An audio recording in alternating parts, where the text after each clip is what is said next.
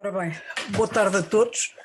Em nome da Fundação Mário Soares Maria Barroso, que agora chama-se Mário Soares Maria Barroso, eu queria agradecer a presença de todos, sobretudo da doutora Leonor Beleza, não sei se já está, mas se não está deve estar a chegar, da professora Carmo Fonseca, do professor Manuel Sobrinho Simões, que é um dos nossos, faz parte do nosso Conselho Geral da nossa Fundação, o professor Rui Costa, a doutora Madalena Grilo, o Rui Horta e, sobretudo, a minha querida amiga Anabela Mota Ribeiro, portanto, e todos os presentes, portanto, agradecer a presença de todos nesta homenagem a Maria de Sousa.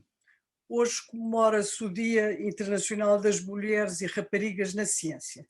A Fundação achou que era uma ideia mais do que justa lembrar-se de homenagear uma das mais proeminentes cientistas portuguesas, Maria de Sousa, uma referência na área da imunologia e que nos deixou em abril passado, no meio desta terrível pandemia, nem tivemos tempo para fazer despedidas e para enfim, estarmos com ela.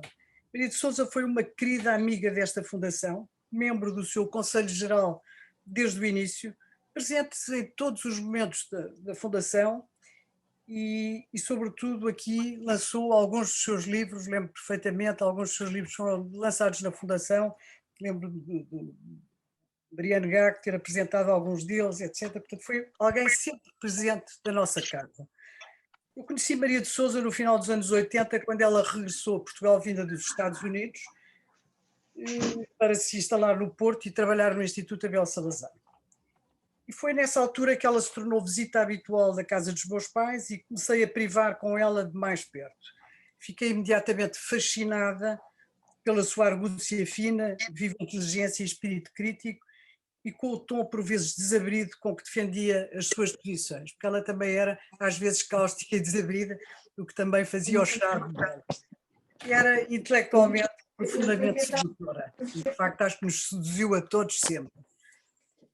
Tínhamos em comum o gosto pela música, pela poesia, pela educação e partilhávamos livros e ideias e debatíamos acaloradamente a atualidade política.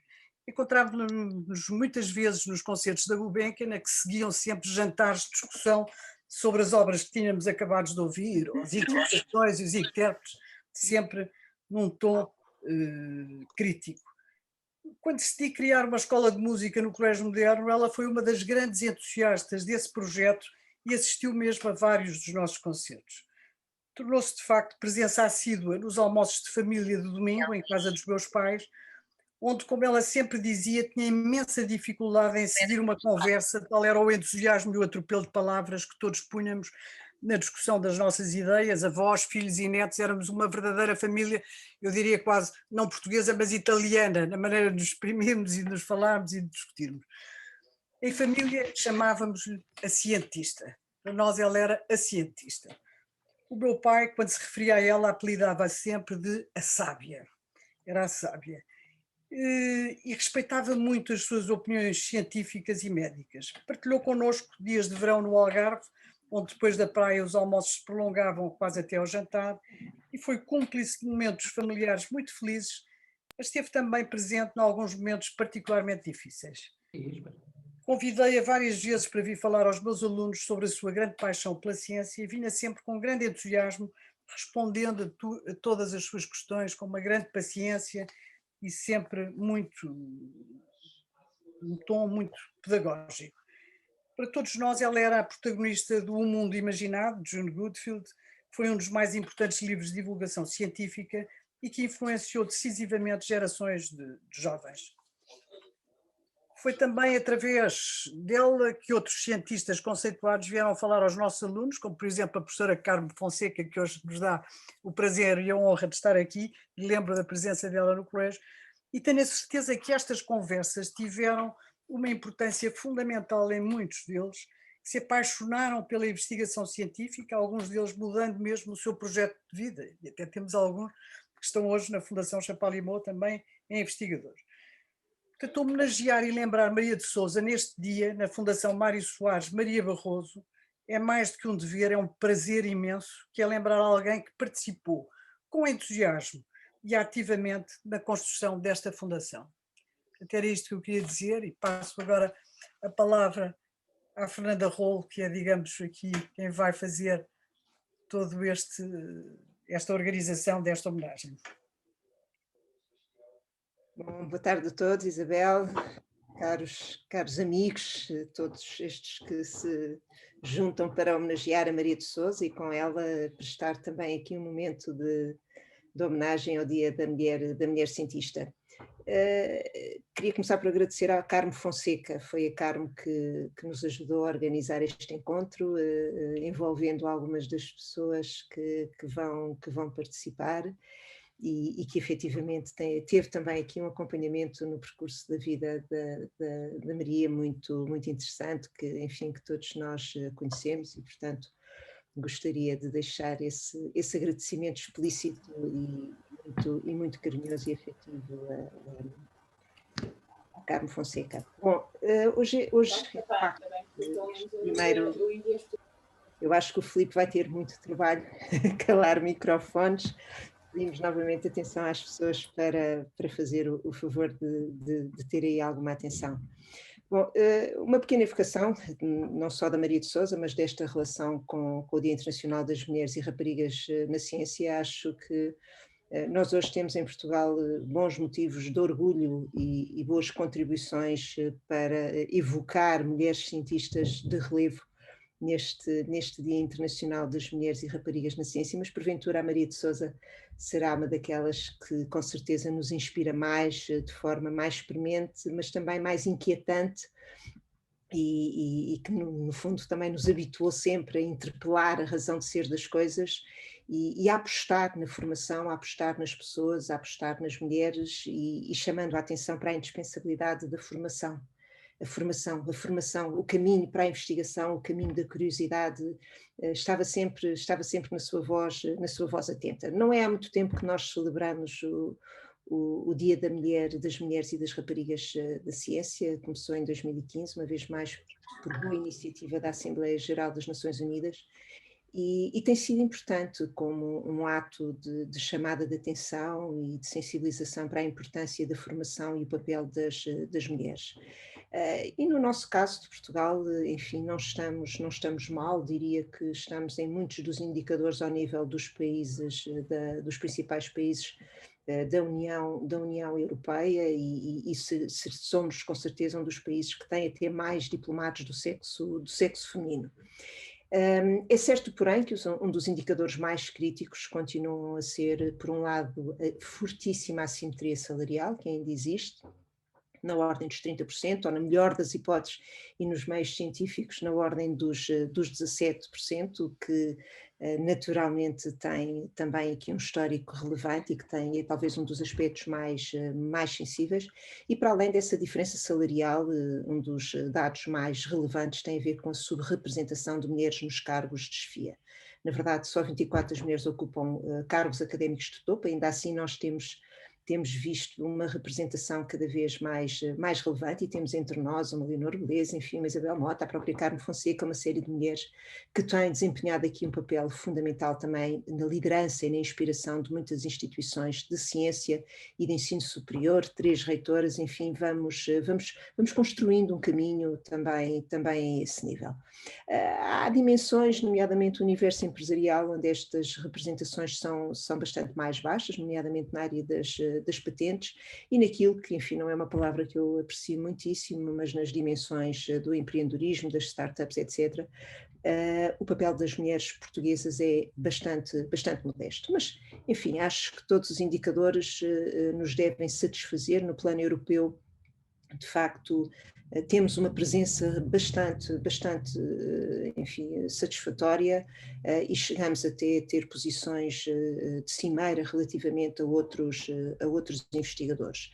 Na investigação é muito importante o papel que as mulheres têm tido, mas uma vez mais, como referi, quer em termos de assimetrias salariais, quer em termos de cargos de chefia, temos ainda um caminho para percorrer, embora, como vemos aqui, já, enfim, esta coluna já comece a subir ligeiramente. Mas os Conselhos Gerais os Conselhos Gerais das Instituições de Ensino Superior será talvez uma das dimensões mais críticas talvez um órgão onde esta paridade poderia ser respeitada de outra forma e será porventura um dos elementos a que todos porventura poderíamos estar um pouco mais atentos. Bom, mas nas unidades de investigação a presença em todas as áreas científicas é relevante. A própria Fundação para a Ciência e Tecnologia tem neste momento uma mulher que é a sua presidente, e ao nível das principais configurações de investigação, de ciência as coisas acontecem. E este é um tópico interessante, não é? Que efetivamente também, apesar da pouca expressão que todavia este tema tem ainda hoje na comunicação social, não são assim tantas as notícias sobre o Dia Internacional da Mulher Cientista. Sobre a ciência também é muitas vezes chamada à colação por imperatividade dos dias e agora da Covid em particular, mas de facto também vale a pena termos em consideração que tem sido historicamente na área da ciência, da tecnologia e do ensino superior que muitas mudanças têm vindo a acontecer, e isso é muito interessante e de facto são áreas onde o mérito sobressai, onde a coragem se mostra e onde as contribuições no fundo acabam por adquirir maior visibilidade. E em todas as áreas, porque de facto em todas as áreas do conhecimento as mulheres são com certeza necessárias.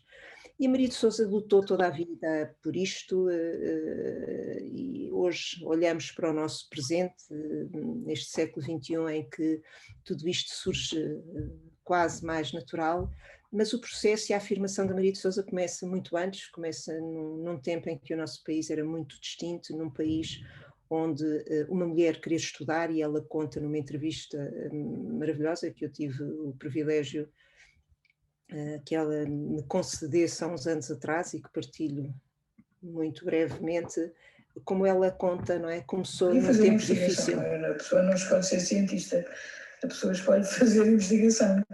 E eu escolhi fazer investigação durante o curso de medicina.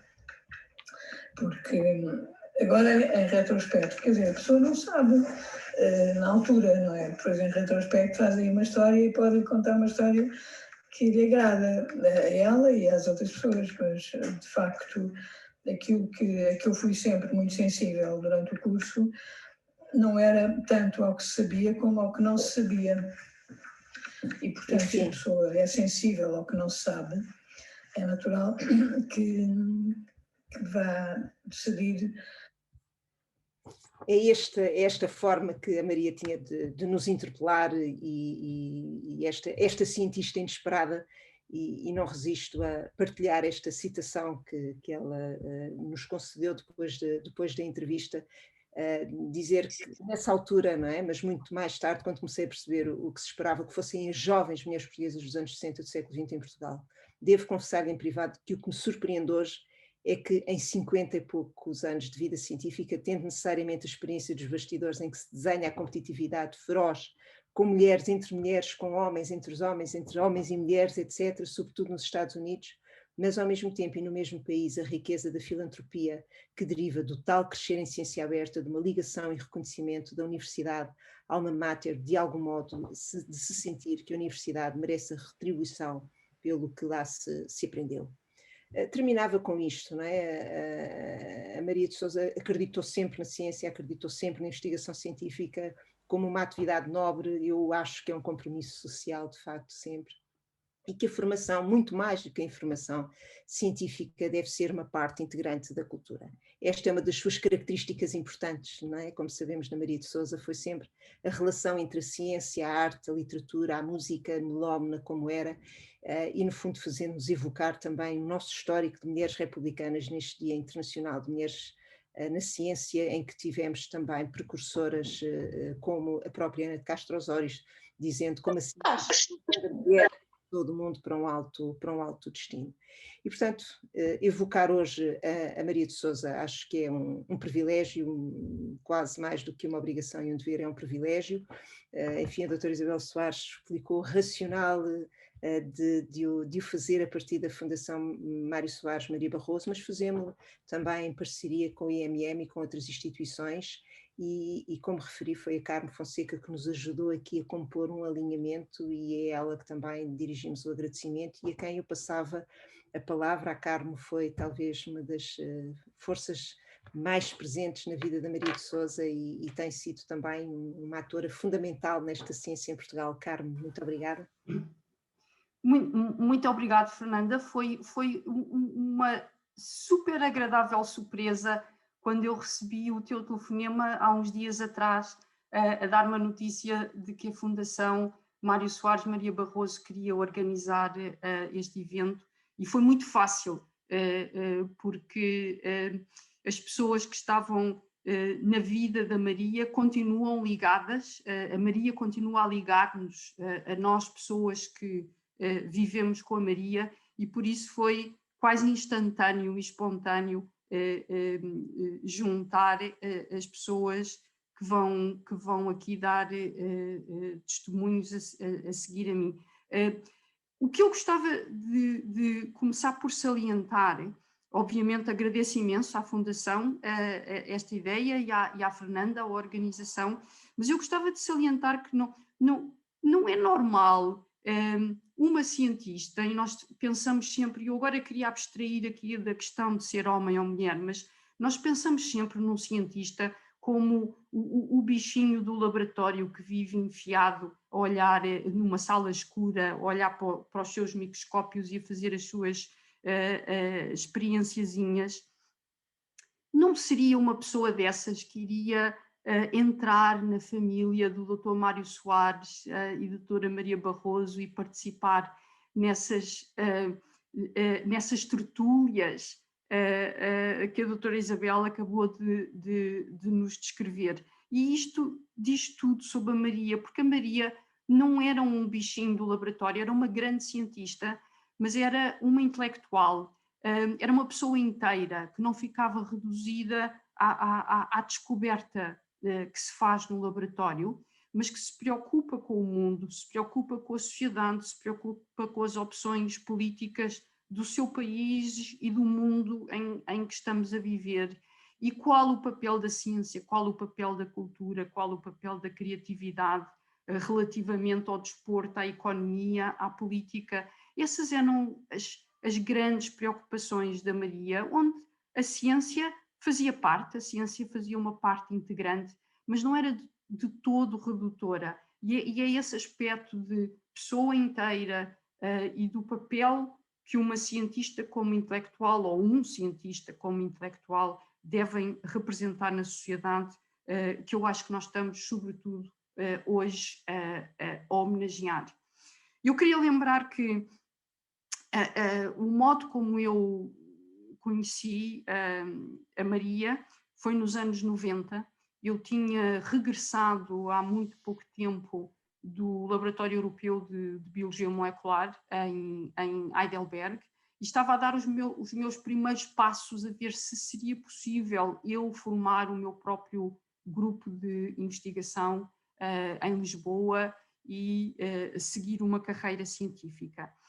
E a razão pela qual eu conheci a Maria foi porque ela era responsável por todo o processo de avaliação das unidades de investigação em Portugal. A Maria estava, no que viria a ser a Fundação para a Ciência e Tecnologia, realmente a lançar as bases da construção de uma arquitetura moderna de organização científica no país. E, portanto, ela estava a ter um papel de construção da política científica nacional.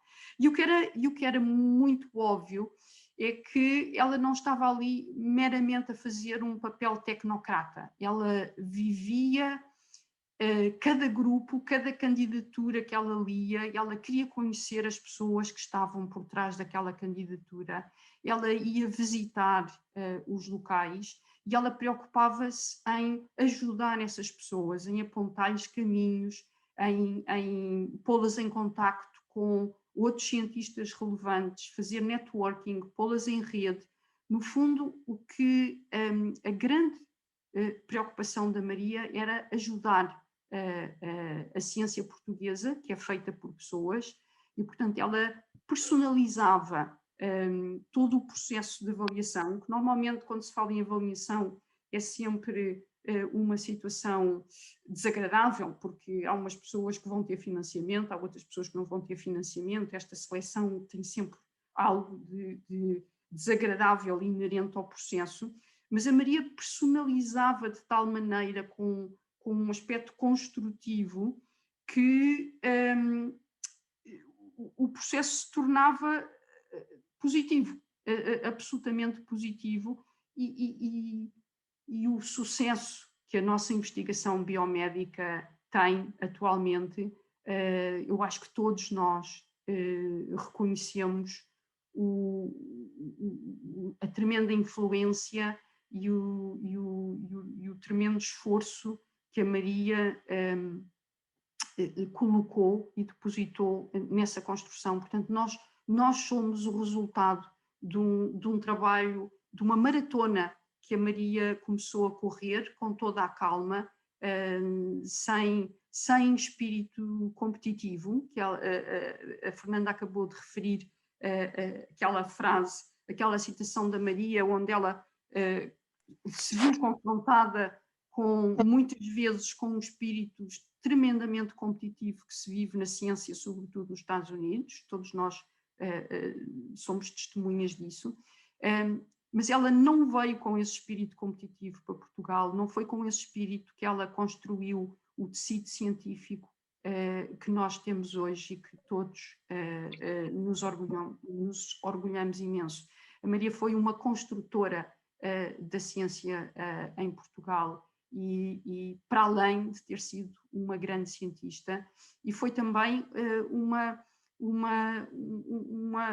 pessoa inteira, uma pessoa que se preocupava, uma pessoa que ajudava a apontar caminhos. Eu lembro-me que houve uma altura que era inevitável, que eu comecei a ficar extremamente desiludida e cheia de dúvidas se seria capaz de realmente avançar com um grupo de investigação em Lisboa.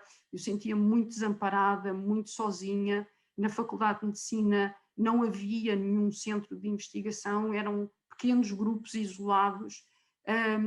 E uma vez eu fui pedir opinião, fui discutir com a professora Maria o que é que ela achava, se não seria melhor eu ir para um instituto já instituído, como o Instituto Gulbenkian de Ciência, talvez fosse mais fácil. E ela olhou para mim e obviamente que não me disse nem que sim nem que não, mas daquela conversa, eu saí daquela conversa com a vontade de por que não tentar organizar o meu próprio instituto de investigação? Não é necessário ir pelo caminho mais fácil. Se há alguma coisa que precisa de ser feita, vamos arregaçar as mangas e vamos tentar fazê-lo. E foi essa força que eu acho que a Maria deu a muitos de nós.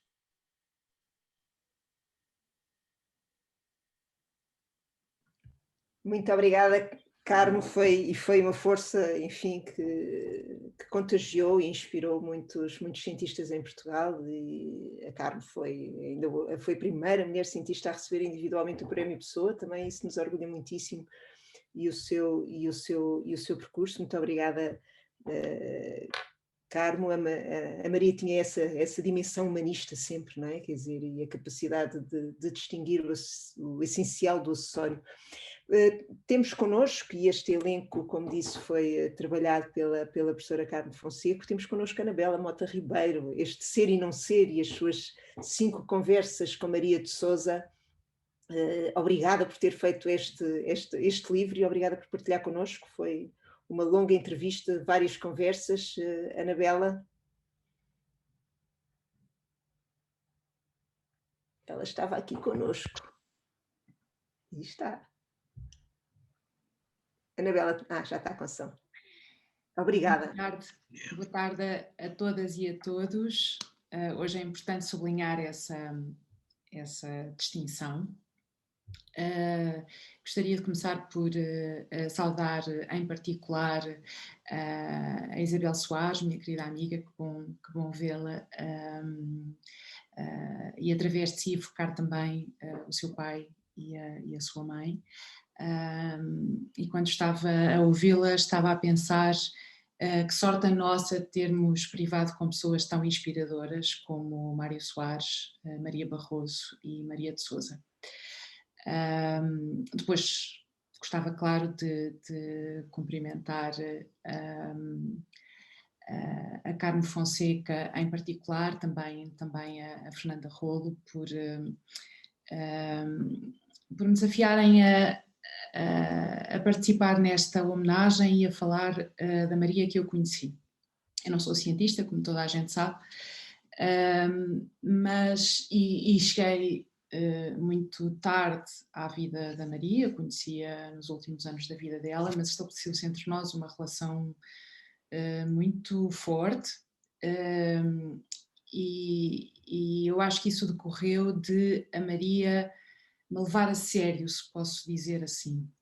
E isso era uma característica muito incisiva nela e rara, porque, sobretudo quando as pessoas atingem uma determinada idade e um determinado estatuto, é muito fácil olhar para jovens investigadores ou jovens jornalistas, enfim, não tão jovem no meu caso, agora estou a pensar na Rita Fiori, que é muito mais nova do que eu, e que a Maria considerava como uma investigadora com a qual estava a trabalhar e não como uma miúda que tinha acabado de aparecer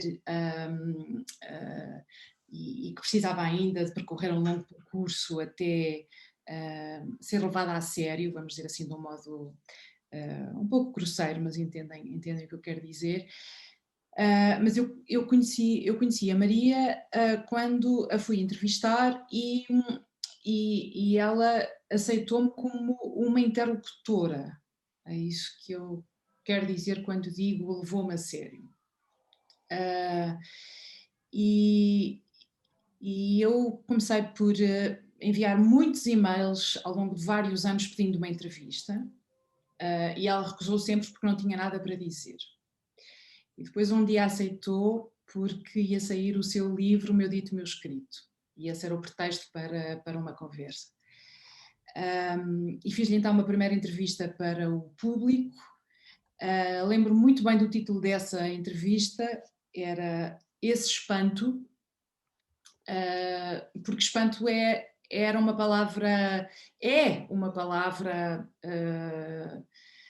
central quando nós pensamos na Maria, no espanto pelas coisas, pelas pessoas, no espanto como condição indispensável na ciência, e também no espanto das crianças. Eu tive muita impressão de a Maria se deslumbrar, encantar com as coisas como criança.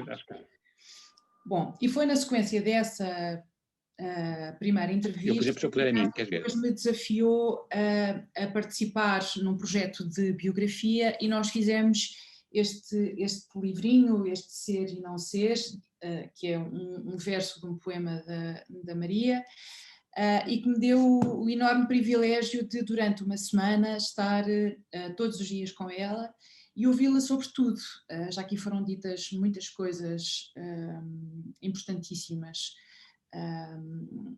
e constantes na Maria, como ela ser uma pessoa plural, inteira, e podermos falar com ela sobre tudo e ela ter um interesse sobre tudo. E também termos a sorte de a Maria nos ajudar a encontrar caminhos e nos interpelar, incentivar e fazer primeiro descortinar e depois acreditar naquilo que nós queremos.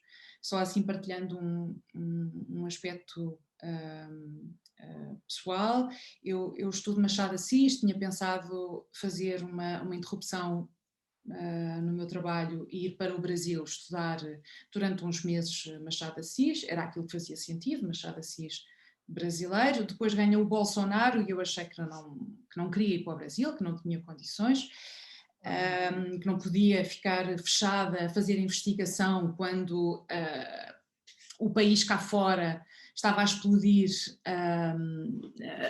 depois da eleição do Bolsonaro e fazia de conta que nada estava a acontecer no país, portanto disse não vou para o Brasil, e ela imediatamente disse vá para uma universidade americana. Candidatos à Brown, e eu estive então uns meses na Brown como Visiting Research Fellow, mas foi este impulso da Maria que me fez tentar, para mim era muito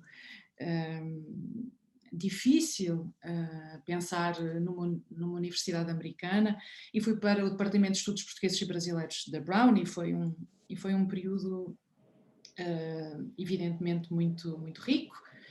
Eu escrevi à Maria e-mails a contar o que era a biblioteca, a ROC, como é que eram os meus dias, e ela respondia-me, mas isso que me está a devolver são os meus primeiros tempos há 50 anos atrás em Inglaterra e na Escócia, e por isso este diálogo foi sempre mantido. Bom, no fundo aquilo que eu quero dizer é que foi um grande privilégio ter conhecido a Maria e ter sido e ser tão inspirada por ela, e tenho muitas saudades e penso muito, muito nela, mas gostaria só de dizer mais umas coisas. Primeiro é que há 3 anos, quando a Maria adoeceu e esteve no Hospital de Santa Maria, eu fui visitá-la quando ela recebeu um livro, um caderno, na verdade, com dedicatórias dos alunos do GABA. Tinha havido na véspera uma reunião, um encontro, e a Maria não pôde estar, e por isso os alunos decidiram escrever dedicatórias, palavras de gratidão, que expressavam a gratidão e a importância que a Maria tinha feito na vida deles. E foi uma coisa muito tocante para a Maria. Como sabem, ela era muito arisca, que era a palavra que eu usava para a descrever, muito sacudida, mas eu percebi que ela estava verdadeiramente comovida com aquele gesto, porque o GABA, esta relação com os seus alunos era uma coisa que a fazia sentir-se muito realizada e muito contente. Então isso é uma coisa que eu queria dizer. Depois gostava de ler uma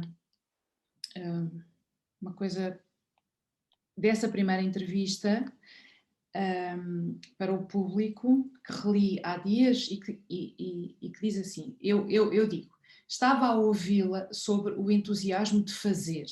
O seu parece o relato de um tempo em que havia tempo para errar, para demorar a chegar lá. Hoje tudo parece apressado e está incutido nas pessoas um espírito angustiado, o medo de não conseguir. E a resposta da Maria é porque as coisas têm de ser para. Não há espaço para as coisas serem. É um problema grave. Esse espaço que acabou de descrever é essencial à descoberta. A grande riqueza e contribuição cultural da ciência é questionar. Questionar como se não soubesse a história e desse modo trazer novidades absolutas, descobertas. Não é inovação. E eu acho que isto é especialmente importante recordar num dia como o de hoje da ciência, portanto, acho que é só isso. Não sei terminar. Muito obrigada. O tempo era uma variável que a Maria de facto insistia profundamente, e então na ciência é de facto uma variável muito, muito complexa e escassa.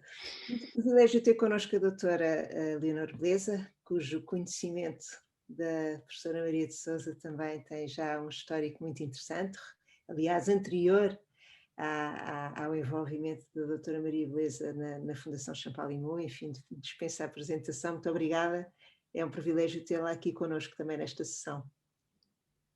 Obrigada. O meu conhecimento dela é mais ou menos dessa altura, com efeito, enfim, bastante posterior ao de muitos que estão aqui a participar. Eu devo dizer que a marca individual mais dura para mim do ano terrível 2020 foi a partida tão trágica e tão prematura, naquela altura ainda pelo menos eu via assim desconcertante da Maria de Sousa, não sabíamos o que é que vinha aí.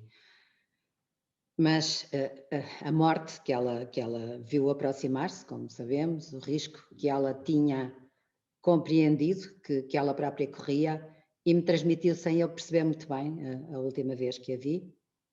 As palavras que me disse ao telefone num momento muito ameaçador, quando a levavam para uma unidade de cuidados intensivos, e ela provavelmente sabia o que é que vinha aí, ou o que é que podia vir aí. A dramática relação entre a consciência aguda do perigo por parte da Maria e ao mesmo tempo a riqueza do conhecimento que fazia com que ela tivesse essa consciência aguda, tudo naqueles dias em que ainda nem sequer tínhamos percebido muito bem o que é que nos estava a acontecer, ficou comigo e está comigo como que caracterizando de certa maneira um ano a que acho que nenhum de nós quer voltar. Nem sequer, por causa das circunstâncias em que tudo isto aconteceu e continua a acontecer, pudemos celebrar-lhe a vida como gostaríamos de fazer e como ela certamente merece que se faça, e até nos fez saber a certa altura que desejava que acontecesse. Há muitas coisas que vamos adiando e vamos, entretanto, fazendo aquilo como é possível. E eu agradeço infinitamente à Fundação Mário Soares e Maria Barroso ter tomado hoje esta iniciativa.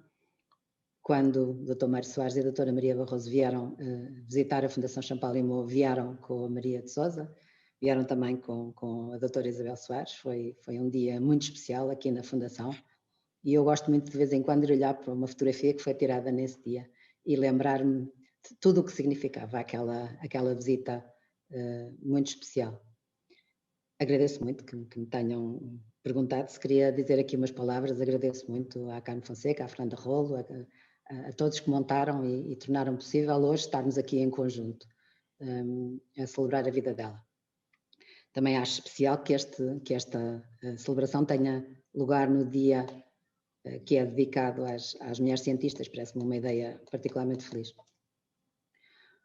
O percurso da Maria de Sousa, académico e científico, e de forma especial na intensa vertente internacional que teve, e também na missão que ela assumiu, de criar nos jovens, de gerar nos jovens a paixão pela ciência, colocam, acho eu, num espaço pioneiro único, que nos orgulha a todos, certamente a todos que a admirávamos muito, e a torna um exemplo raro e um modelo para as gerações que vieram depois dela.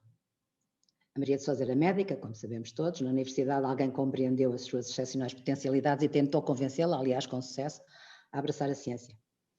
Abandonara pela medicina, como também sabem todos, a possibilidade de uma carreira como pianista. E pouco depois da licenciatura saiu de Portugal e enveredou de facto pela investigação científica. Fora uma brevíssima passagem, aliás não bem sucedida em Portugal, só voltou em 1985 para dar à ciência do seu país o melhor das suas capacidades, da sua experiência, da sua imensa lucidez. Entretanto, tinha provado subejamente, em ambientes extremamente competitivos e desde muito cedo, que tinha o brilho, a curiosidade, a coragem de descobrir o que se não sabia, aquilo que a fascinava.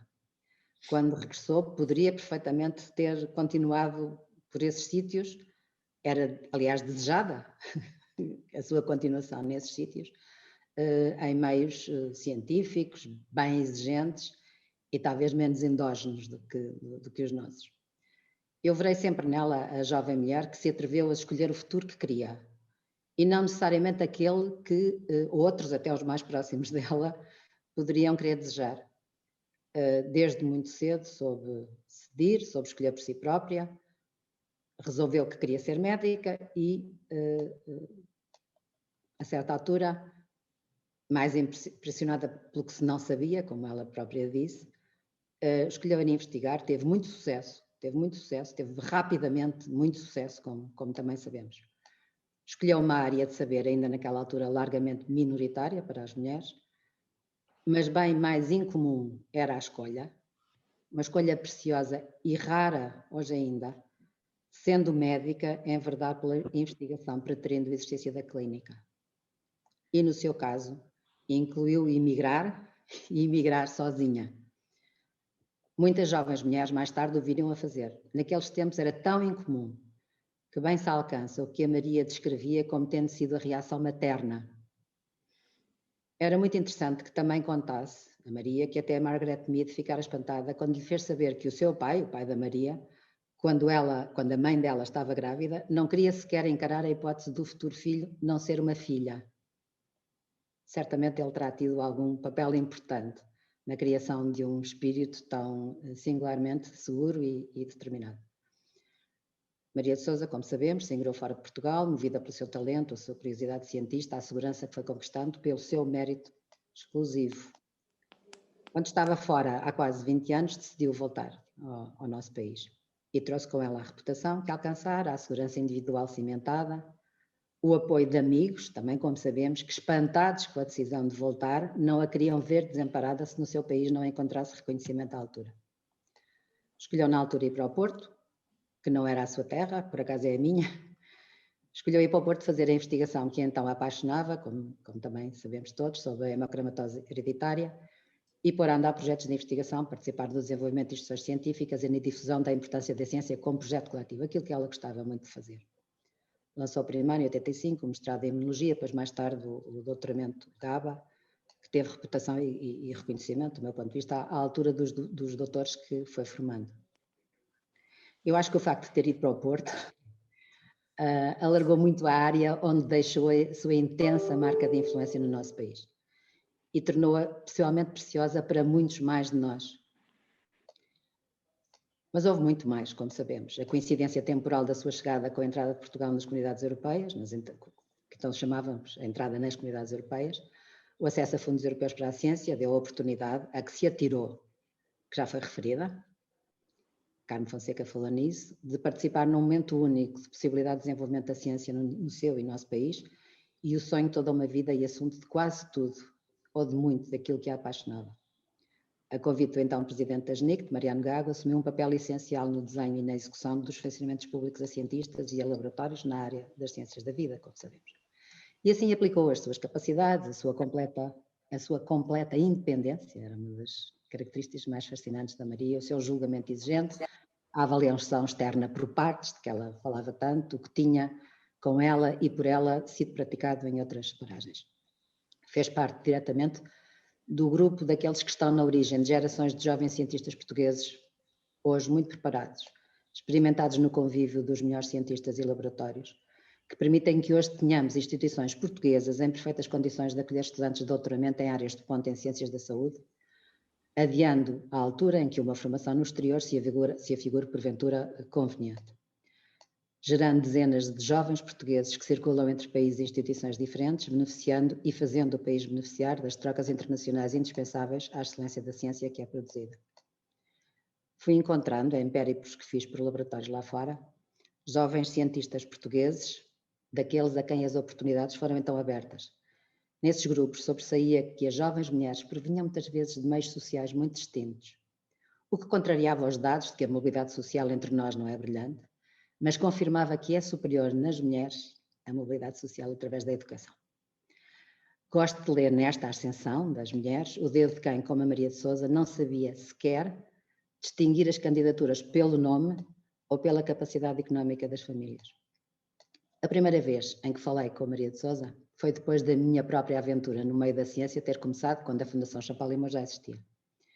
Eu provinha de um meio muito diferente do dela, do direito, da política, mas sabia bem quem ela era, claro, e sentia que precisava de ajuda e que precisava de orientação. E sabia que estava ali uma fonte de ajuda e de orientação bastante única. Desde então fui podendo perceber a imensa generosidade, o entusiasmo com que acompanhava os sinais de que o nosso país se podia converter naquilo que ela sonhava. Atento à educação, ao desenvolvimento da ciência, fertilizante da capacidade, das asas, do entusiasmo dos jovens, capaz de permitir aos laboratórios as condições necessárias à investigação de risco e à inovação. Este era o seu sonho permanente, como sabem, muitos de vós, certamente até mais perto do que eu. O sonho com que voltara a Portugal. Conhecia como poucos os nossos rasgos científicos que tinham existido no passado, escrutava todos os sinais de que esforços individuais pudessem ser mais do que apenas esforços individuais, esperava insistentemente que cada experiência, cada sucesso viesse significar que todos estávamos a perceber finalmente que sem educação e sem ciência, como realidades e como objetivos, Sempre seremos pouco. Ela era muito mais, como também já foi largamente dito, do que uma cientista e uma formadora de cientistas. Cultivava a cultura e as artes, era imensamente curiosa em múltiplos domínios, era uma fonte permanente de inspiração. Às vezes eu confesso que precisava de algum tempo para perceber o que ela me estava a dizer e tinha de voltar atrás e pedir algumas explicações. Tinha uma generosidade única, tomava como missão sua incentivar o que achava fonte de excelência, desenvolvimento, promoção da ciência.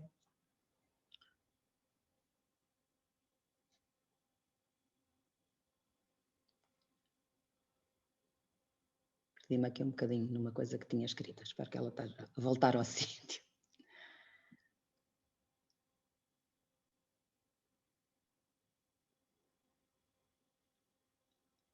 Tinha, portanto, esses fatores todos que eu fui referindo como realidades e como objetivos. E achava que sempre seríamos pouco se não conseguíssemos ir mais longe.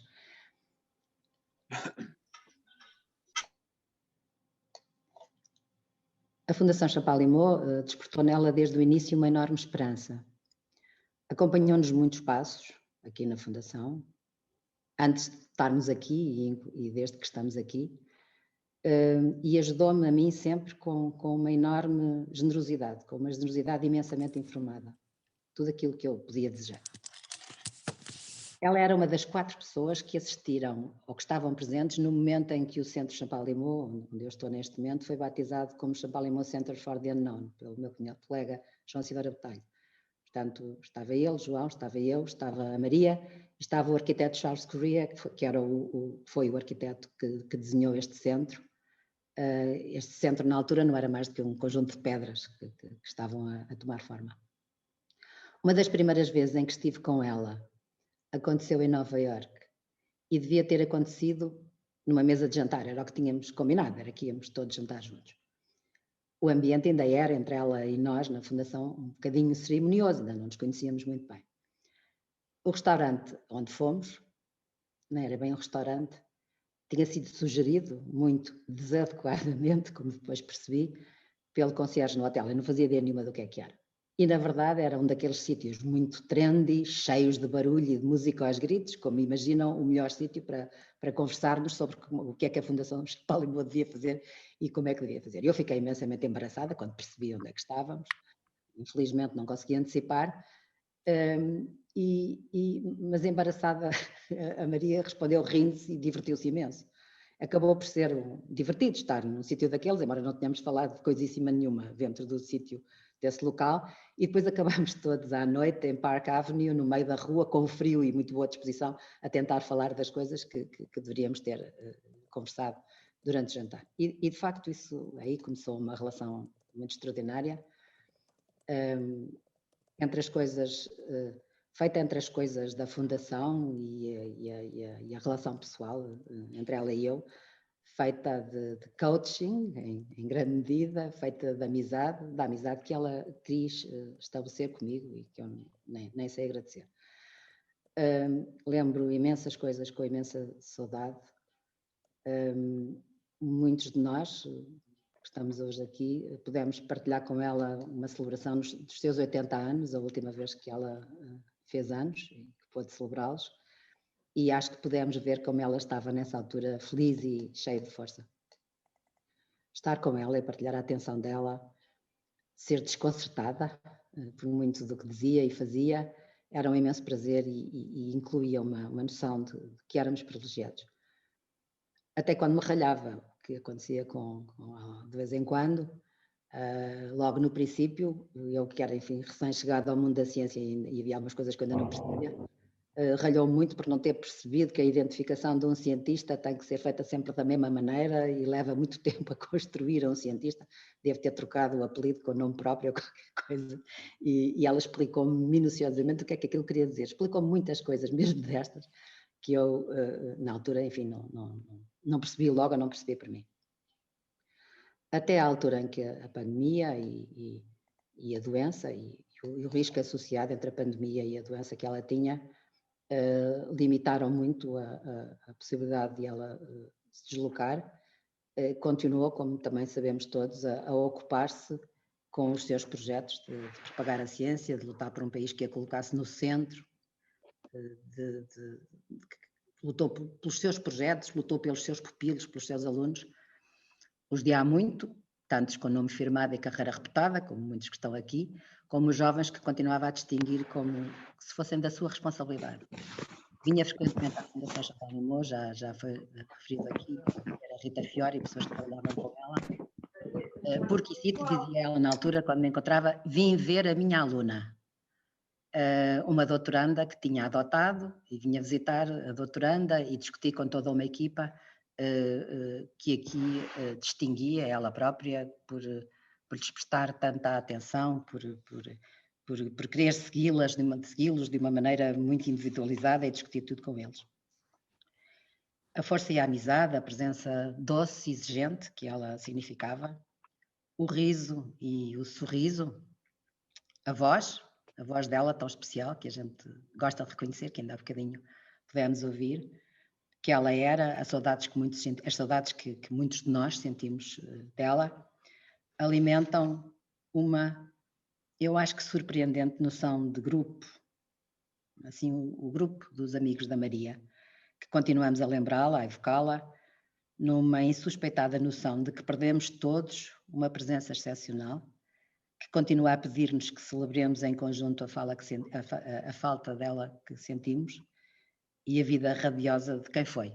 E eu hoje aprecio muito pertencer a este grupo dos amigos da Maria, como apreciei muito nessa qualidade ter tido esta oportunidade de vos dizer algumas palavras. Muito obrigada. Obrigada, doutora Leonor Beleza, comovente, de facto, sempre este espírito de generosidade também que a caracteriza, no sentido de reconhecer aquilo que tem sido feito por mulheres como a Maria de Sousa pelo nosso país, e a forma como nos contou também este espírito livre da Maria, era de facto uma alma livre e exigente. Temos connosco também a doutora Madalena Grilo, talvez uma das suas amigas mais antigas, digo eu, sua colega, uma pessoa que nos contará também esta outra Maria, que muitos de nós não tivemos a sorte de conhecer. Obrigada.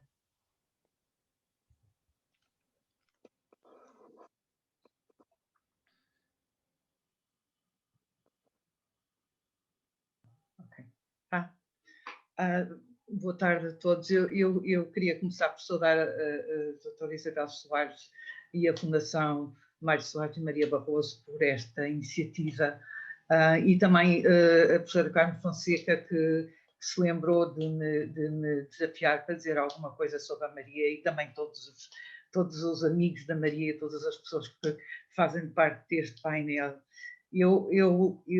Como sabem, eu não sou nem médica, nem cientista, nem jornalista, e estou aqui fundamentalmente como amiga da Maria, que talvez, como disse, das mais antigas.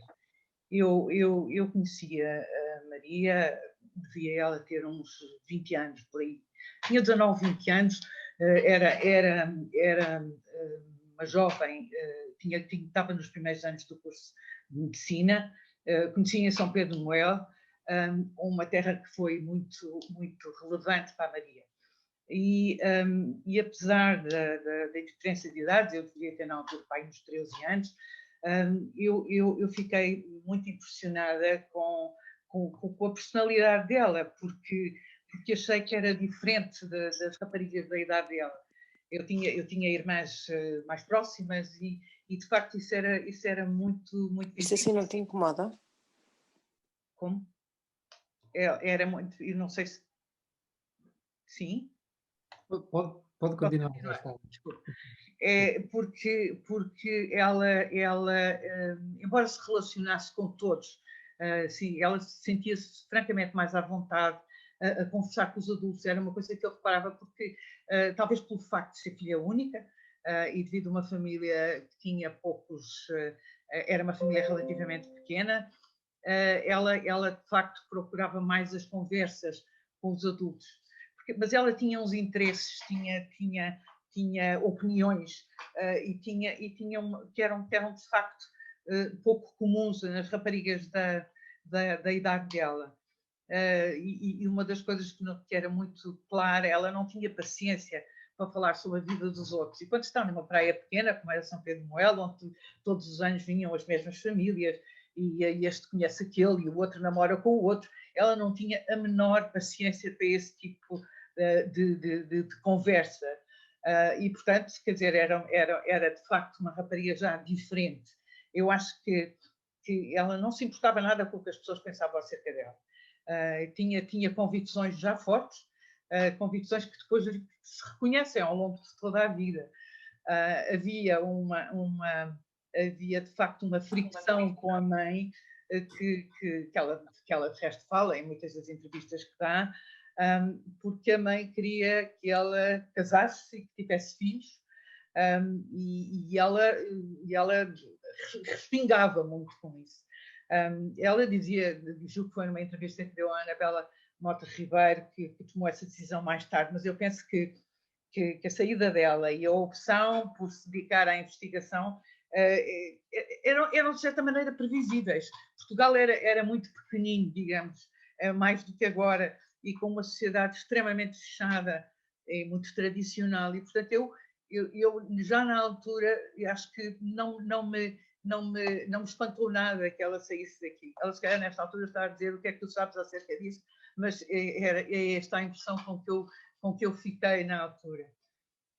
E, portanto, quer dizer, nós fomos encontrando todos os anos em agosto, em São Pedro de Moel, um tempo de férias, onde também muitos dos amigos, sobretudo quando ela foi para fora, alguns dos amigos aproveitavam para a visitar. Lembro muito bem das conversas que ela tinha do professor Agostinho da Silva, do comandante do Henrique, e ela tinha, de facto, um grupo já de amigos, sempre pessoas mais velhas, que eram muito interessantes.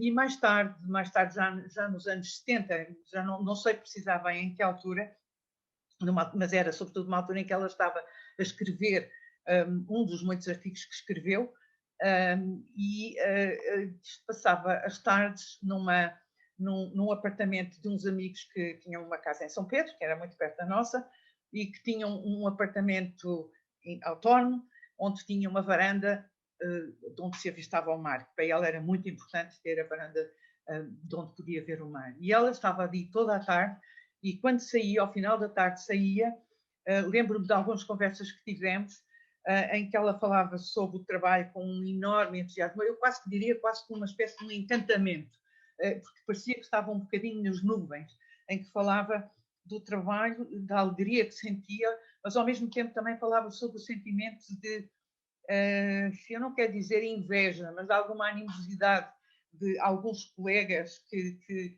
gostariam de ter sido eles a fazer essa descoberta e não aquela rapariga portuguesa, aquela jovem rapariga portuguesa.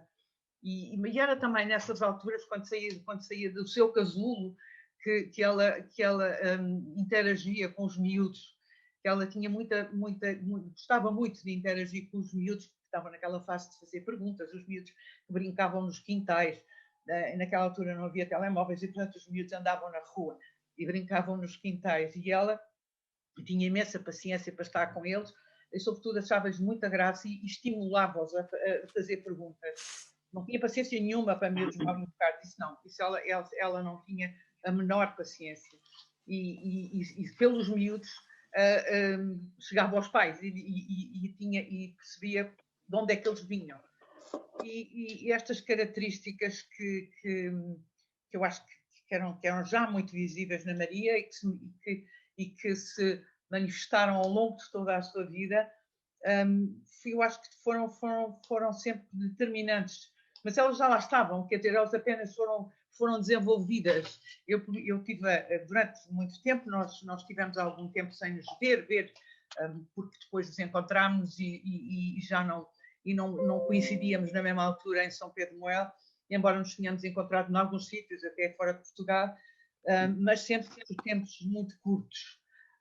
Mas quando retomámos este contacto mais próximo nos últimos anos, nos anos em que a Maria já estava doente, eu acho que para mim foi muito fácil retomar a conversa com a Maria, porque ela teve para mim, foi para mim fundamental, porque numa dada altura os meus pais morreram num desastre automóvel e a Maria foi para mim uma figura particularmente importante, porque eu via nela não tinha, estava fora da família, mas era uma espécie de um modelo. Eu dizia, quando fosse grande eu gostava de ser como ela, e ela foi sempre muito importante para mim nesse aspecto.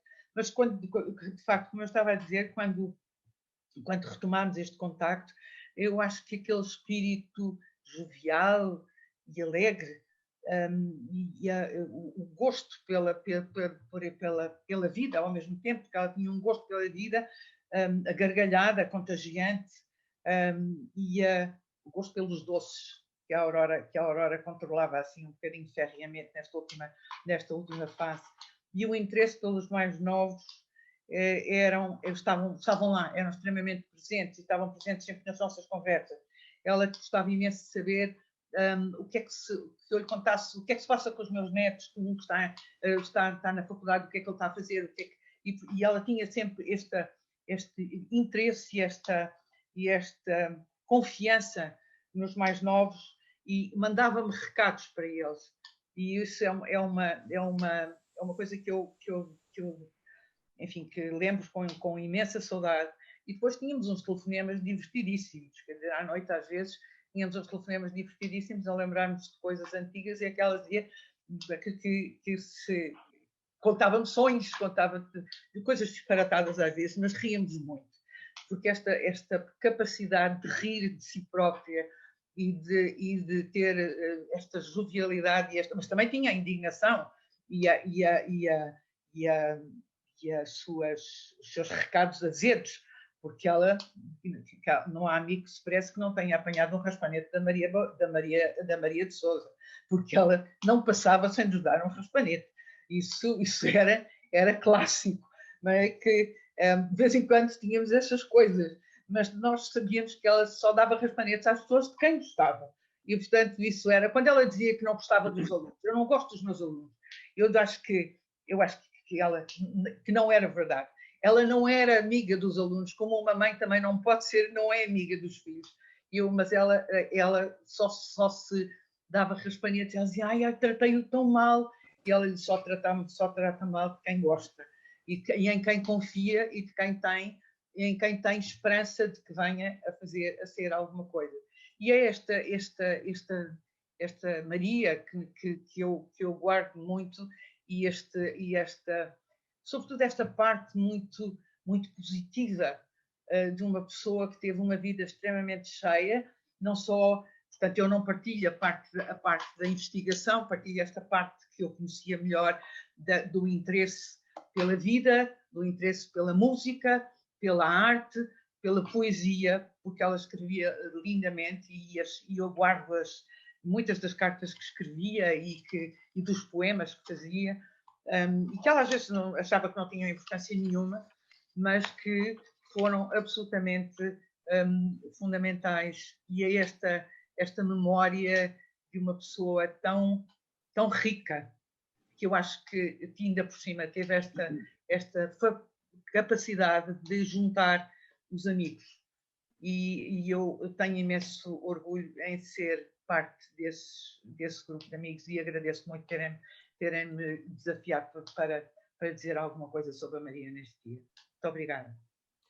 Obrigada, doutora Madalena Grilo. Acho que revisitámos todos muitas vozes, muitos tons de voz da Maria, não é? Nesta sua intervenção, que foi de facto muito, muito afetiva, e que só podia ser contada por si. Uma Maria que é sempre coerente, não é? Que é outra coisa interessante, é que ela é sempre coerente nas diversas facetas da sua vida, não obstante as tantas dificuldades que também passou, sobretudo nos Estados Unidos, para se afirmar também como cientista. Às vezes esquecemos um pouco isto.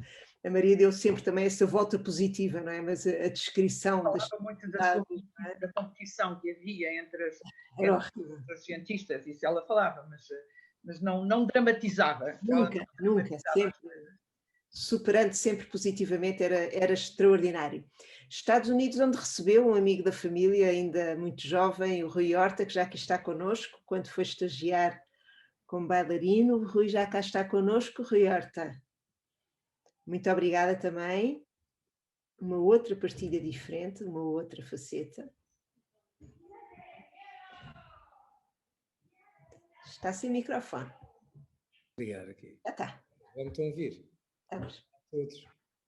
É uma honra estar aqui com este grupo de pessoas incrível e estas mulheres da ciência, muitas delas, outras que não, que eu conheço, admiro. Ontem tenho que vos dizer que estava um bocadinho nervoso. Nós temos aqui um grupo no WhatsApp que usa notícias da Maria, os amigos da Maria, e eu não sabia bem onde tenho que dizer, porque estava um bocado emocionado e portanto não estava lá muito racional.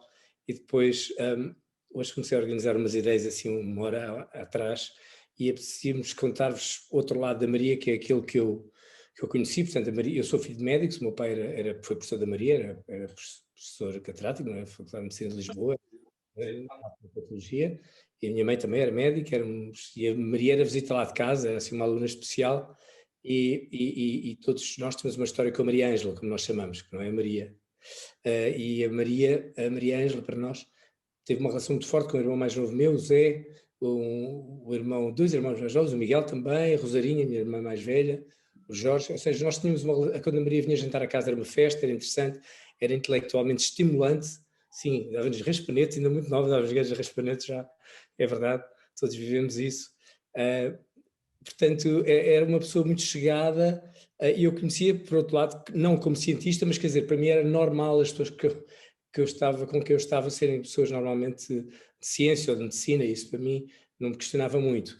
Depois há uma altura que eu vou para Nova Iorque, a minha mãe faleceu, e a Maria falou naquele tom que falou há bocado. A Anabela dizia: você vai para a Brown. Ela dizia assim: tu vais para Nova Iorque, agora toma lá as chaves da minha casa, vais para Nova Iorque, queres dançar, agora te esquece a tua mãe, tens que sair daqui. Eu fui para Nova Iorque 3 meses, aliás, fiquei 3 meses na casa dela até ela voltar, e depois acabei por ficar somado para aí 10 anos. Portanto, a Maria mudou a minha vida mesmo. A minha vida deu uma volta enorme, deu assim um salto sem eu perceber bem, e aconteceu por causa da Maria.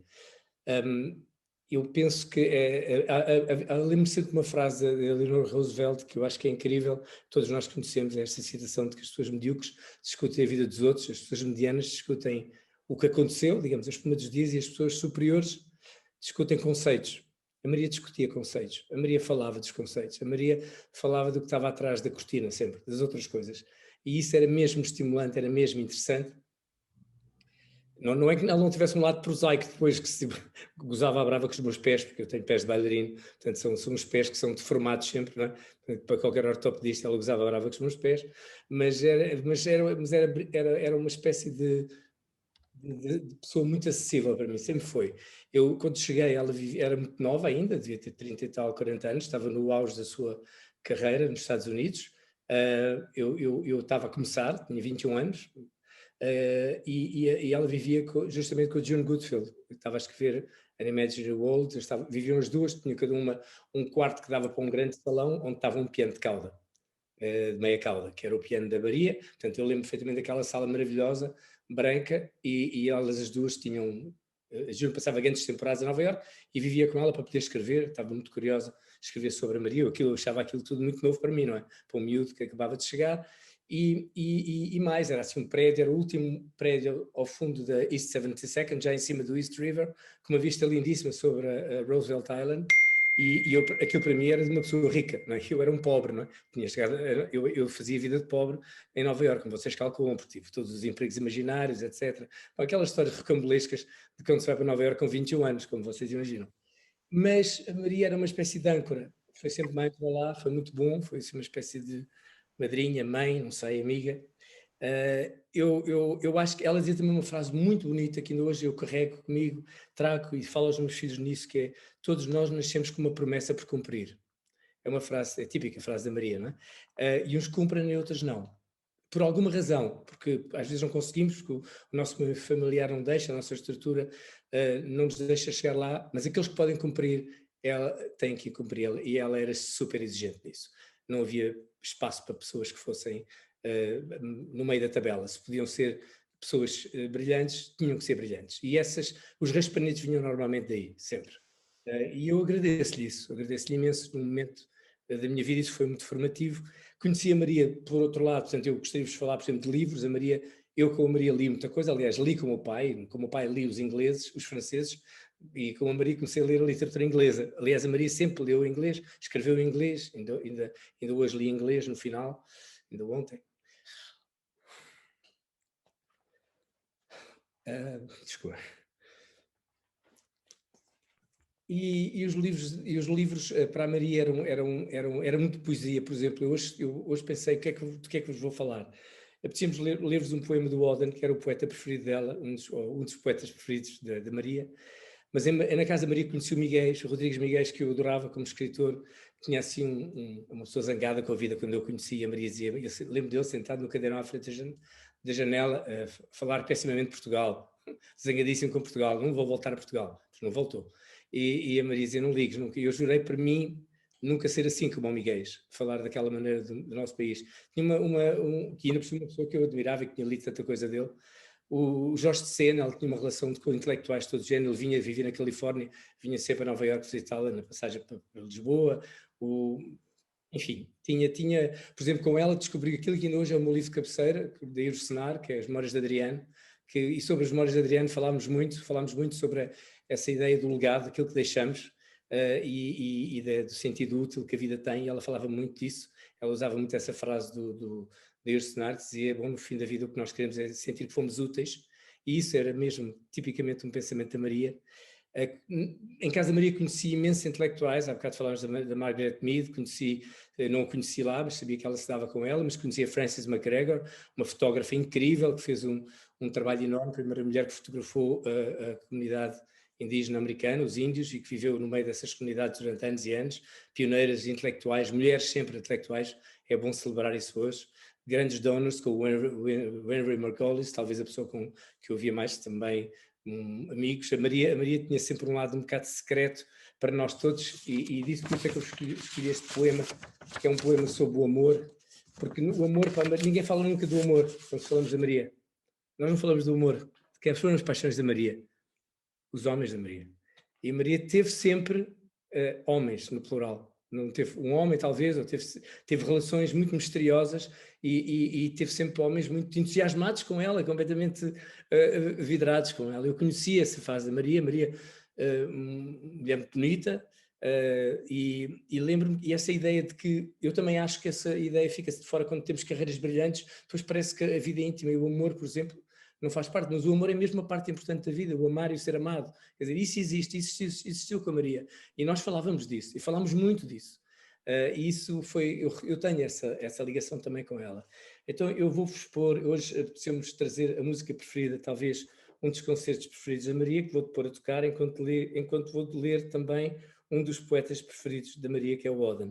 Então, para aqueles que conhecem bem a Maria, sabiam que ela adorava o concerto número 2 de Rachmaninoff, que é uma coisa, era provavelmente a música que ela mais gostava, e não sei se vou conseguir pôr isto a funcionar, mas acho que me apetece imenso hoje partilhar com vocês isto, e como eu sou um tipo do teatro, isto para mim faz parte da minha vida.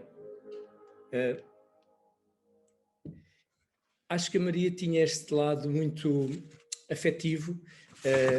Eu escolhi um poema sobre o amor porque é misterioso, e os poemas do amor, como vocês sabem, é sempre não sobre o amor, é sobre sempre a perda do amor, não é? É sempre que feliz que eu era ou que feliz que eu vou ser, mas nunca é sobre o que feliz que eu sou, porque isso é kitsch, não é? É uma coisa parada, é sempre uma coisa em movimento, uma coisa irrequieta, saltitante. E escolhi este poema chamado A Carta, The Letter, que é um poema muito conhecido, um pequeno poema do Auden. E eu vou-vos ler em inglês, por ler em português, é muito curto. The Letter. From the very first coming down into a new valley, with a frown, because of the sun and a lost way, you certainly remain. Today, I, crouching behind a sheep pen, heard travel across a southern bird, cry out against the storm, and found the year's arc a completed round, and love's worn circuit re-begun. Endless, with no dissenting turn, shall see, shall pass, as we have seen the swallow on the tile, spring scream, preliminary shiver past, a solitary track, the last of shunning in the autumn, but now, to interrupt the homely brow the warmth to evening through and through your letter comes, speaking as you, speaking of much but not to come. Nor speech is closed, no fingers numb, I love not seldom has received an unjust answer, was deceived. I descend with the seasons, move different or with a different love, nor question overmuch the nod, the stone smile of this country God. E livros em inglês, e peço desculpa o meu inglês, porque a Maria lia sempre em inglês e escrevia em inglês. A carta. Desde a primeira descida a um novo vale, com um franzir de sobrolhos, por causa do sol e dos extravios. Nele ficas por certo. Hoje ouvi o grito de um pássaro inopinado contra a tempestade, eu agachado, atrás de um redil de carneiros, vi o arco do ano completar-se e aí refazer-se o gasto giro do amor, sem fim nem desvio enganador. Há de ver, há de passar, como vimos a andorinha no teto, o verde primo, arrepio da primavera, passou um trem solitário que encerrou as manobras de outono, mas ei-la, interrompendo a reflexão caseira, o pensamento afeito ao entardecer, a carta, a tua voz mesma a dizer muitas coisas, mas não que regressas. O dedo não dorme, a fala não cessa, quando o amor recebe, bem a miúde, uma injusta resposta que o ilude. Eu, a par das estações, vou indo, sempre vário e com um amor distinto, não questiono em demasia o aceno e o sorriso pétreo desse ameno. E eu senti que falar do amor, porque é algo que nunca ouço ninguém falar do amor quando falamos da Maria, e o amor existiu na vida da Maria. E para mim era misterioso, sempre foi misterioso também para mim. E acabo contando uma história que deliciosa, literalmente deliciosa, porque a Maria era muito gulosa, como todos sabemos, não é? Naquele inverno, naquele Natal de 2017, quando a Maria esteve à beira da morte, e depois percebeu que morrer é difícil e quis viver, mesmo só com um rim, ela tinha dito que estava nas tintas para tudo isso, e fez hemodiálise escrupulosamente até o último dia, e foi por isso que morreu, porque foi infectada ao fazer hemodiálise.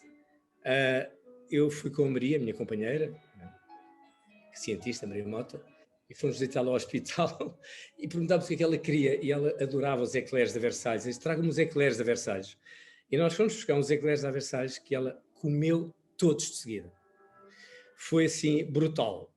Depois pergunta à Maria, depois novamente perguntou o que queria. Eu sei que a Maria lhe fez uma aletria, uma travessa de aletria, que a Maria faz muito bem. Foi, não foi? Não foi, Maria. Porque eu acho que ela tinha lá uma travessa de aletria. Foi a Anabela Mota Ribeiro que fez a aletria. A Anabela que trouxe a aletria. E ela papou a aletria toda. A enfermeira dava grandes descomposturas e ela descompunha, obviamente, a enfermeira. Foi muitíssimo especial. E então hoje estive a ver se encontrava aqui em Montemor, onde eu vivo, em Montemor Novo, um eclair. Claro que isto aqui não é a sofisticação da Versalhes. Então arranjei aqui uma enxovalhada e vou comer esta enxovalhada e desejo a todos uma boa noite, e eu dedico à Maria o concerto de Rachmaninov com a maravilhosa Ana Fedorova, que ela adorava esta versão. E boa noite a todos. Vamos continuar. Obrigado. Bonito, Rui. Muito obrigada. Foi muito bom. Muito obrigada. Nós temos ainda uma intervenção com Rui Costa, talvez o discípulo científico primogênito, dizia a Carmen Fonseca da Maria, o seu filho científico. Rui Costa já está connosco, sei que só podia entrar agora nesta fase final, mas já o vi por aqui. Sim, estou aqui, Fernanda, estou aqui. Tenho estado aqui a lacrimejar, o Rui tem razão, havia esta parte, eu não ia dizer isto, mas havia esta parte misteriosa, que mesmo eu que passei as últimas 2 décadas, muitos dias com a Maria, era misteriosa, e às vezes até era misteriosa para a Maria. Há um restaurante em Nova Iorque onde ela sempre ia e comia uma tarte tatin, o Le Marchelier, mesmo por trás da casa. E um dia estávamos lá e vem um senhor muito distinto, já de uma certa idade, todo vestidinho, aproxima-se da mesa e começa a falar com a Maria. E ela para mim, olha, e este quem é que é este, não é? E o senhor lá continuava, e a certa altura lá diz, sou não sei quantos, Maria, não te lembras de mim? E ela, sim, claro, como é que estás? Não sei o quê. Depois o senhor lá foi, e eu, Maria, mas quem é este? É algum cientista? Não, este era apaixonadíssimo por mim, um chato, você não imagina, a gente teve um ano, mas assim, em Nova Iorque, random, e isto foi só uma história, havia várias. Portanto, havia amor na vida da Maria e havia o amor da amizade que ela também valorizava muito. Hoje, como é o dia em que celebramos as mulheres na ciência, eu pensei um bocadinho sobre a contribuição da Maria para a ciência e principalmente para as mulheres na ciência. Como já aqui foi dito, e acho que a Madalena também referiu e outros,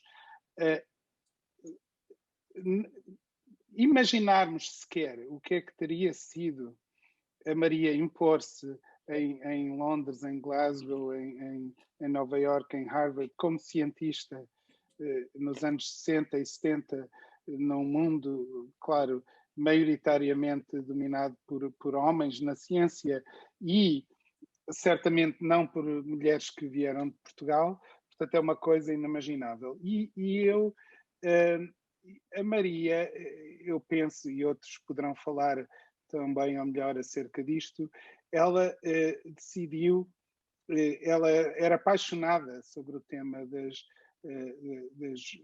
mulheres na ciência, mas se calhar de uma forma um bocadinho diferente. Ela não falava muito sobre isso, fazia.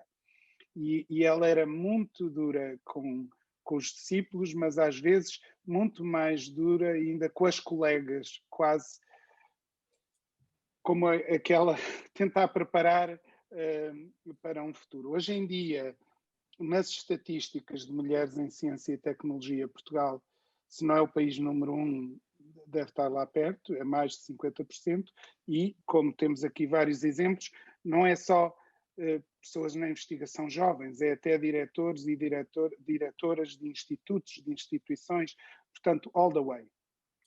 E a Maria queria ser digamos, um role model, queria ser alguém a seguir, queria fazer em vez de falar. Tipo, como é que as mulheres se afirmam na ciência? Sendo as melhores cientistas possíveis. Não é? E a obsessão da Maria era criar uma escola. E eu decidi partilhar aqui uma coisa que uma vez falei em parte, mas se não se importarem, ia partilhar um screen de uma coisa que, portanto, aqui uma apresentação que tinha feito e que tem algumas partes da Maria e que adaptei para o dia de hoje. Portanto, eu não sei se conseguem ver. Conseguem ver? Conseguimos sim. Uma apresentação, então vou apresentar. A Maria distinguia, como vocês, ela adorava o termo uma escola. E tinha o termo de uma escola numa ideia muito diferente, se calhar, do que... Hoje em dia fala-se muito em networking. Ela falava em escola porque havia vários aspectos. Um era o ensinar e o trazer outros. Outro era incutir nos outros que eles tinham de passar para a frente também. Portanto, havia todo um aspecto, digamos, de ensinar, de treinar e de passar para a frente. E era mais do que uma network, porque a ideia era que essa escola tem futuro, portanto, passa o conhecimento. Não é uma network de amigos, é algo que se perpetua no futuro. E ela sempre falava numa escola sem fronteiras, a School Without Borders. Ela até tinha uma ideia de ter uma universidade única em Portugal, como na Califórnia, com a Universidade de Portugal em Lisboa, a Universidade de Portugal no Porto, etc. E ela acabou por fazer uma escola sem fronteiras, eu acho, no espaço, porque tem pessoas nessa escola geral, claro, através do programa GABA, mas através das pessoas, dos mestrados, das pessoas que tocou na ciência e fora dela. Há uma escola no mundo inteiro e hoje, quando estamos a falar, todos reconhecemos algo que passamos que nos veio da Maria. E também é uma escola que, além de fronteiras conceituais, portanto, que vai para além do que pensamos. E como já aqui foi referido, a Maria apesar de ser uma cientista fabulosa, escrevia tremendamente bem, eu desenhava muito bem, eu nunca a ouvi tocar piano, mas as pessoas que a conheceram nova, quando ela tocava muito piano, diziam que falava bem, e portanto ela estava sempre muito ligada à arte, e ela gostava muito desta apresentação. Isto é do McQueen, quando ele apresentou uma coleção em que a pessoa vai com um vestido branco e depois os robôs, como vocês vão ver,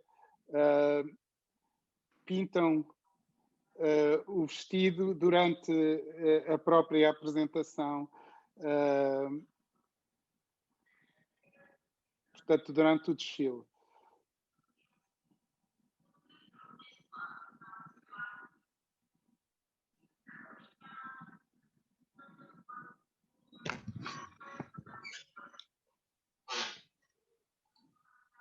Oi, acha que é possível fazer um swap display para ver se fica o ecrã grande? Certo. Obrigada. Faço já a seguir.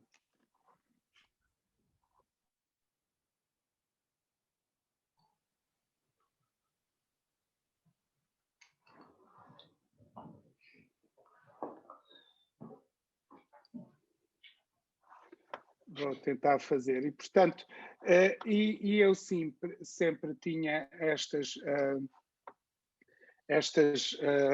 coisas com a... Peço desculpa que isto voltou ao mesmo. Está ótimo.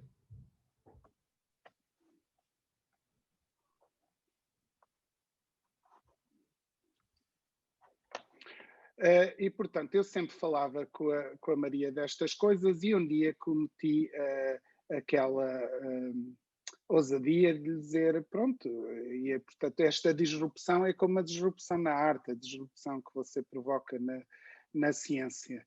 E ela foi muito pronta a corrigir-me que não era bem assim. E, portanto, eu vou tentar aqui agora fazer outra vez share e ler uma ainda está igual, não é? Não faz mal, Rui. Mas pronto, eu peço desculpa para não termos aqui coisas técnicas. E depois, e isto é uma coisa que ela escreveu que fala sobre isso. We knew that science cannot exist without freedom. Portanto, a ciência não pode existir sem liberdade. Why? Because the essence of science is to ask, to doubt established knowledge and power, and to move forward by showing and demonstrating temporary answers, if not true answers, to new questions, using methods and tools that we have never seen before. The creative process of science requires demonstration and proof. It is therefore different from the creative process in the arts, and to a certain extent, more threatening to the established power. Isto era a Maria, portanto, nas coisas dizer, isto não é arte, porque nós revisitamos isto. Isto é temporário, você já sabe que isto não vai ser a verdade, porque outros vão vir e descobrir isto, é preciso prova. E esta coisa que ela dizia muito, que a ciência é mais ameaçadora do que o poder estabelecido. E quando, para o poder estabelecido, quando o Trump foi eleito cá, e no primeiro ano a Maria telefona-me, claro, e diz: veja, Rui, veja onde estão a atacar, não é? Não é só nas artes, é em tudo o que é ciência e tecnologia, porque isso é o que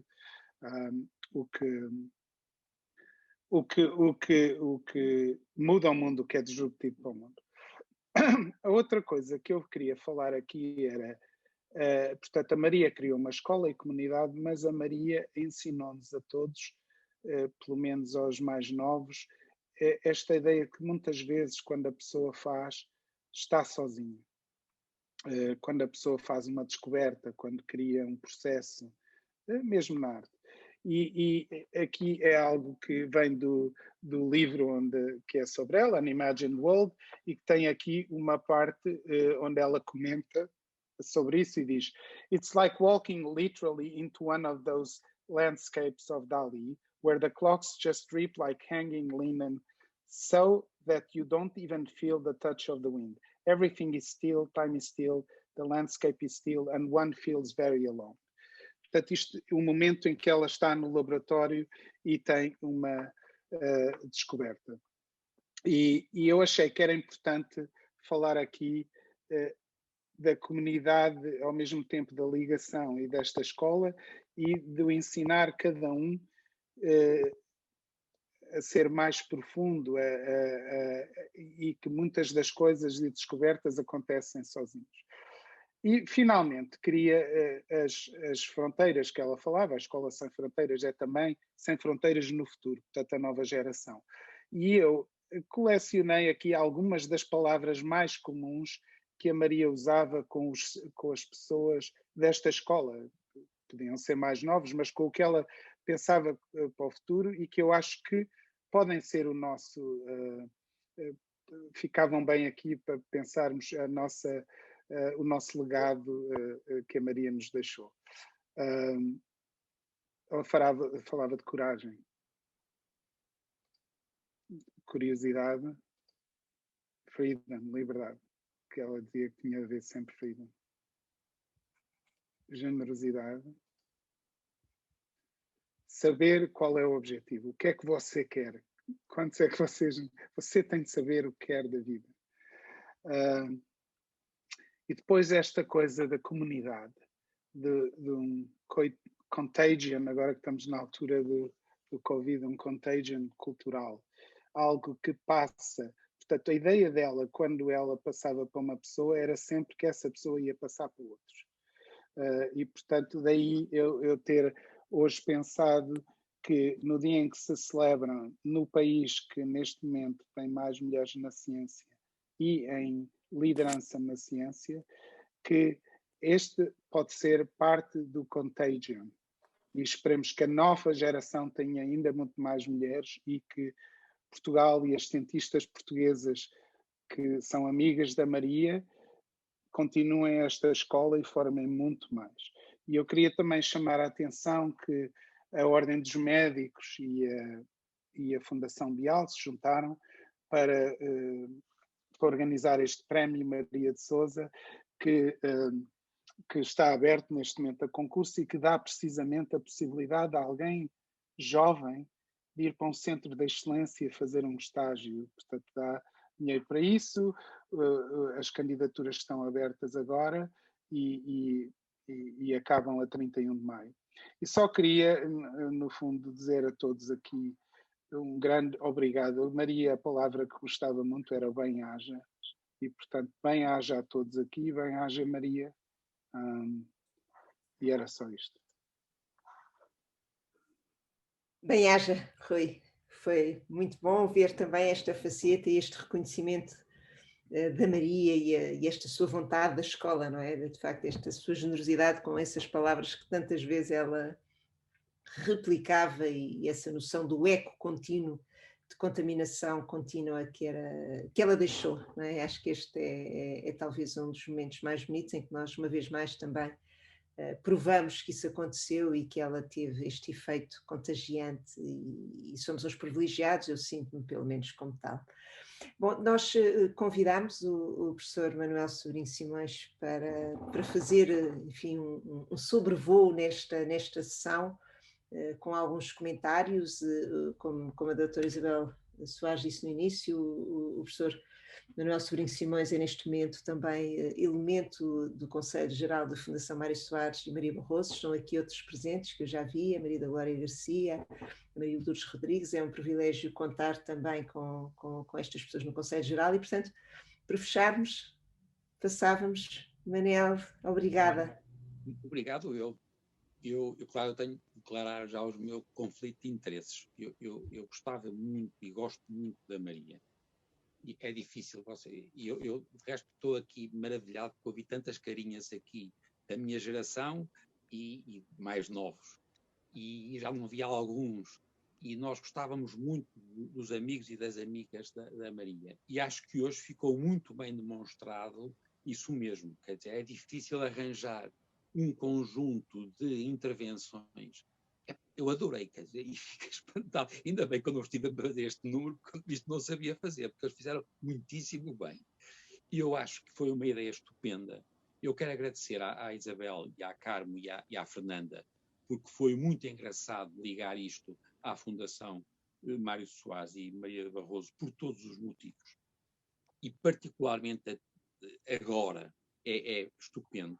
Também é estupendo que vocês tenham feito este cartaz, porque este cartaz, de alguma maneira, é uma espécie de resumo do que foram dizendo coisas. O Rui Horta, por exemplo, eu adorei. Eu já o tinha visto fazer uma coisa sobre isto, mas hoje então foi extraordinário.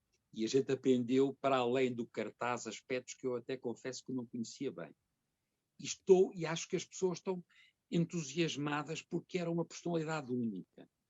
E é extraordinário que este título que haja uma homenagem a uma mulher cientista no Dia Internacional das Mulheres e das Raparigas na Ciência. E eu isto penso que é a primeira coisa fundamental.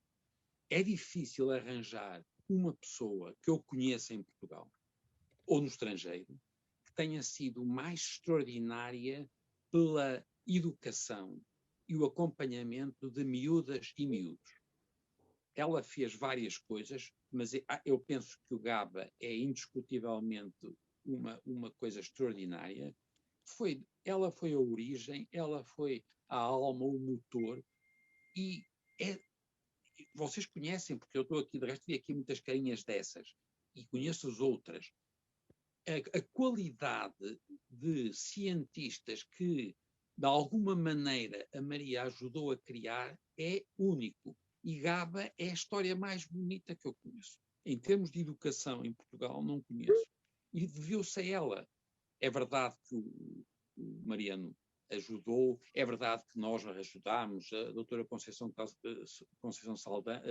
Magalhães, na altura, com o António Amorim e tal, nós ajudámos, mas foi ela.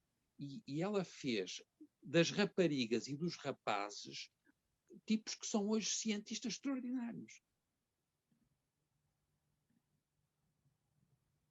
E ela foi instrumental para isso. A verdade é que eu não conheço ninguém que tenha feito tanto por a educação e a ciência em Portugal como ela. Confesso que é segundo lugar para uma estrutura mais institucional. Mas do ponto de vista do amor e da generosidade, e do envolvimento e das características, claro, não é por acaso. Eu estou a evitar a mim também me ralhava muito. E a Anabela, por exemplo, assim, Anton de Passan chamou arisca e sacudida. A Leonor Beleza, que eu conheço por Meni, porque ela é do Porto, ela chamou-lhe desconcertante. A doutora Madalena chamou-lhe impaciente. E eu vou parar aqui, porque os adjetivos são muito engraçados, porque ela funcionava, de facto, como uma personalidade que interferia com as pessoas, sempre interferia. E, portanto, eu não podia estar mais de acordo com aquilo que foram, no fundo, descrevendo. E o Rui Costa, ainda agora também, foi muito feliz nesta ideia que ela teve sobre o que ela pensava de uma escola. E o meu último ponto tem agora um bocado a ver também com este cartaz. O texto que ela enviou a Mário Soares em 11 de maio de 1990 diz uma coisa extraordinária sobre o futuro de Portugal. E diz uma coisa que eu nunca tinha ouvido ela dizer, mas sei que ela pensava. Ela diz, portanto, o que é que vamos hoje construir? Não para Portugal, mas para o mundo. Não para o mundo, mas para a evolução da espécie. E aí a ciência tem um papel no debate. E a biologia, a mais importante contribuição. E agora repare, isto é notável. Porque, desculpem, porque eu agora estou aqui, está a dizer para Carmo, e esta gente toda, epá, estes tipos sabem todos dos genes, e todas as manias dos genes. Epá, alguém acredita que a evolução da espécie vai ser com os genes? Epá, nós temos os mesmos genes há 50 mil anos, percebem? E, portanto, o que nós estamos a evoluir é aquilo que ela chamou o contágio cultural. E tem muito, agora não vamos, epá, e é muito tarde, vocês já estão todos fartos disto, etc. Mas é engraçadíssimo, porque esta ideia da evolução da espécie é uma ideia que ela teve da imunidade, e ela na altura percebeu que a imunidade era muito mais um processo de homeostasia das pessoas e das sociedades, não era, portanto, necessariamente só para a gente se defender de fora, mas não há dúvida nenhuma que a evolução da espécie vai passar por nós nos relacionarmos com os outros e com os bichos. E, sobretudo, o resto aqui para nós, sobretudo com os bichos muito pequeninos, porque são esses que a gente, quando se dá com bichos maiores, é mais difícil haver uma evolução da espécie. Com os vírus a gente consegue. E eu acho que é notável que a gente tenha, eu não sei se foi a Fernanda quem foi, mas este bocadinho de dizer que não é para o mundo, mas para a evolução da espécie, é notável. Até porque nós também sabemos que a outra evolução da espécie, que também não é genética, mas é cultural, tem muito a ver com a evolução do cérebro social. E isto é muito engraçado, porque nós estamos hoje na dúvida se esta evolução vai ser tão positiva quanto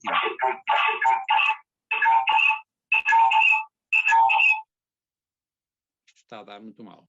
Olhem, desculpa, eu penso que isto está a ter muitas interferências, não é? Calculo. Não, foi uma pessoa de fora, foi de fora, não tem importância, Manel, continua. Olha, mas portanto, eu não sei, eu só por ter estado cá, acho que vocês fizeram uma demonstração de amizade e de ligação a gentes muitas e desvairadas, como diria em Lisboa, porque isto era a Fernão Lopes, porque é muito difícil arranjar pessoas tão diferentes e que ela consiga ser uma estrutura pessoal ligada a nós por tantas razões. E, portanto, muito obrigado e parabéns. Bom, muito obrigada a todos. Isabel, quero fechar esta sessão, que foi de facto um privilégio, com quase 180 pessoas a assistir, foi muito bom. Eu queria só agradecer em nome da Fundação e dizer que foi de facto um privilégio, foi qualquer coisa de muito tocante e de muito comovente. Todos nós temos as nossas memórias da Maria, todas elas diferentes, mas de facto esta união em torno daquilo que ela foi, que foi uma pessoa que nos marcou a todos muitíssimo, muitíssimo. E de facto somos todos pessoas melhores por a termos conhecido. Isso foi um privilégio. E agradecer a todos a vossa presença. Querido professor Manuel Sobrinho Simões, que faz parte agora do nosso Conselho Geral, muito obrigada por ter estado presente, muito obrigada à professora Maria de Glória da Garcia, professora Maria de Lourdes Rodrigues, enfim, obrigada a todos, professora Maria Manuel Mota também, muito obrigada a todos por terem estado, acho que foi um privilégio e que foi muito bom, e dizer-vos que a Fundação Mário Soares Maria Barroso continua, esta ideia foi fantástica e a Fernanda Rolo foi aqui a grande dinamizadora, e de facto vamos continuar a dinamizar a Fundação e a lembrarmos não só de Mário Soares e Maria Barroso, mas também da Maria de Sousa, que fazia parte das nossas vidas. Muito obrigada a todos e boa noite. Muito boa noite, muito obrigado.